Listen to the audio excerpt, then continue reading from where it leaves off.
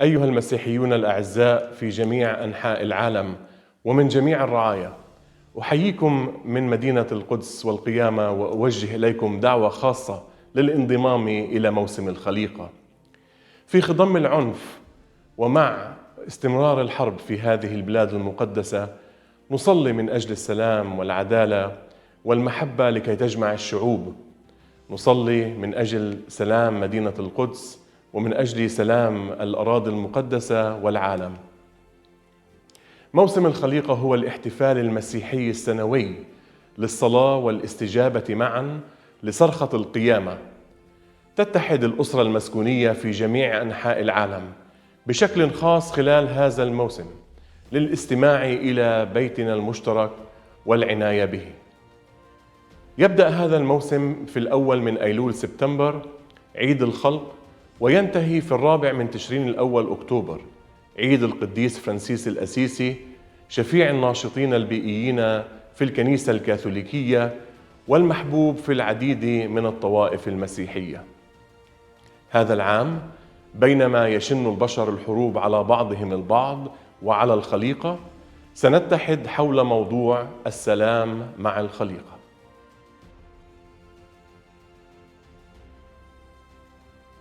Season of creation is a time to renew our relationship with God, our Creator and all creation, through celebration, conversion, and commitment together.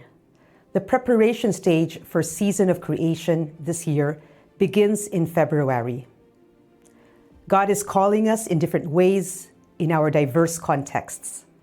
To celebrate the season ecumenically, we must first reach out to other ecumenical leaders and call our communities to discern how to listen to and respond to the cry of creation. The preparation stage is key to preparing for the season of creation, creating bonds and relationships, renewing the joy of meeting and embracing each other, and cultivating the gifts of communion and peace as the people of God together with our common home. We would like to share with you some of the memories of last year. As people of faith from Argentina to Zimbabwe gathered to celebrate the season of creation, in celebration and in protest, in joy and in sorrow.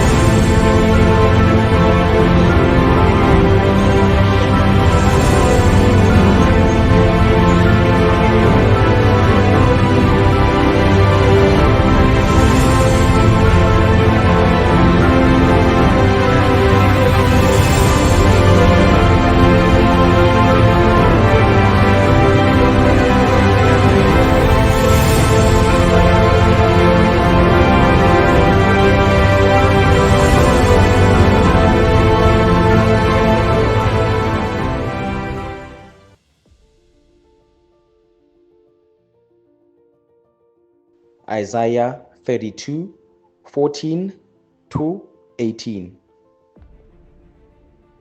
For the palace will be forsaken, the populous city deserted. The hill and the watchtower will become dens forever, the joy of wild asses, a pasture for flocks, until a spirit from on high is poured out on us, and the wilderness becomes a fruitful field, and the fruitful field is deemed a forest. Then justice will dwell in the wilderness, and righteousness abide in the fruitful field.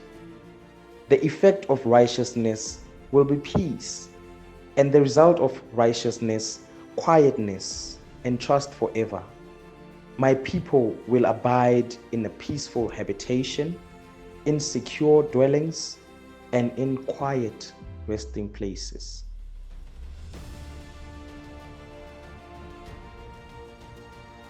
Humanity is waging war on creation. The prophet Isaiah in chapter 32 verse 14 pictured the desolated creation without peace because of the lack of justice and the broken relationship between God and humankind. This description of devastated cities and wastelands eloquently stresses the fact that human destructive behaviors have negative impact on the earth. God's plan for all creation entails justice and peace. But human sins are waging wars and causing suffering for the whole of creation. Humankind is in distress, and the entire earth lies in ruin. From the palaces of the rich to the farmlands of the poor, from the threatened forests to the depths of the oceans. The prophet Isaiah describes what the dwelling of human is like when creation has no peace.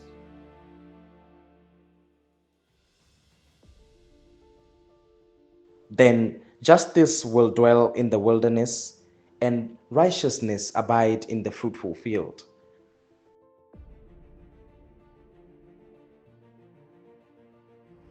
For hope, creation will find peace when justice is restored. There is still hope and the expectation for a peaceful earth. To hope in a biblical context does not mean to stand still and quiet, but to act, pray, change, and reconcile with creation and the Creator in unity, metanoia, and solidarity.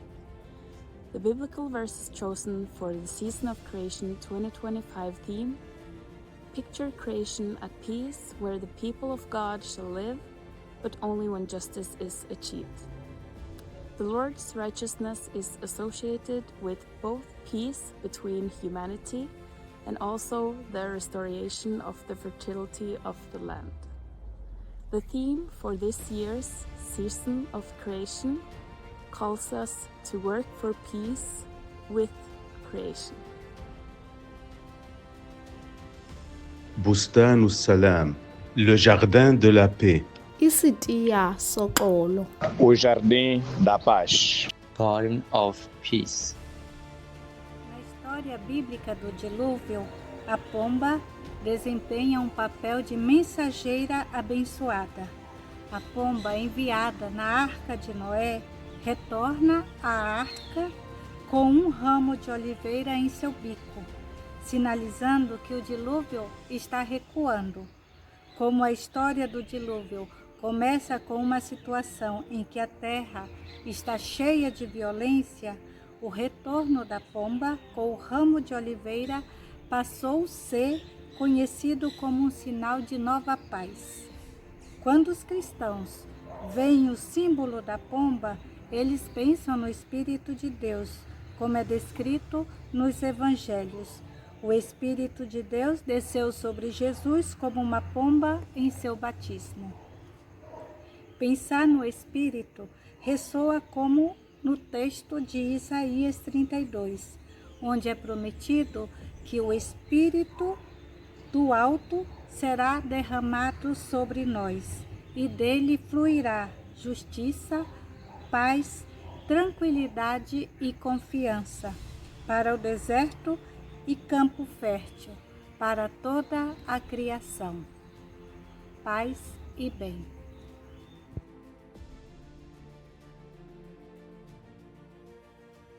عام 2025 هو عام تاريخي، فقبل 1700 عام بالضبط وفي هذا العام انعقد مجمع نيقيا، المجمع المسكوني الأول، في عام 325 ميلادية. اجتمع المجمع لحل النزاعات التي هددت وحدة الكنيسة، وفي هذا المجمع صيغ قانون الإيمان النيقاوي. ومع الكلمات الافتتاحية التي تؤكد إيماننا المشترك، نؤمن بإله واحد الله الآب ضابط الكل، خالق السماء والأرض، ما يرى وما لا يرى. إنه الوقت المناسب لنتأمل بما نعنيه عندما نعترف بالله خالق كل الأشياء، ليس فقط الطبيعة. وتم التأكيد مرارا وتكرارا في سفر التكوين أن كل ما صنعه الله حسن.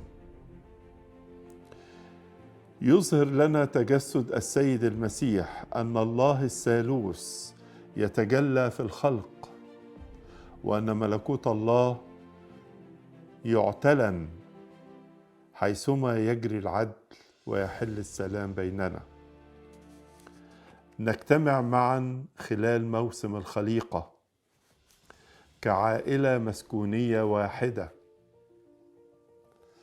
لنحتفل بهذه العائلة التي نجدها في قانون الإيمان النقاوي، هذا القانون التاريخي، بينما نتعامل أيضا مع التحديات التي نواجهها اليوم.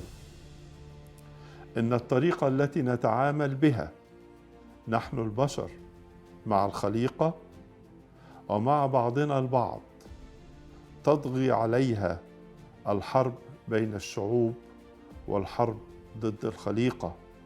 نحن بحاجة إلى التوبة، فلنغتنم هذا الزمن الكيروس بينما نحتفل بمرور 1700 عام على القانون النقاوي، ونصلي ونعمل معا في موسم الخليقة هذا من أجل السلام مع الأرض والسلام على الأرض.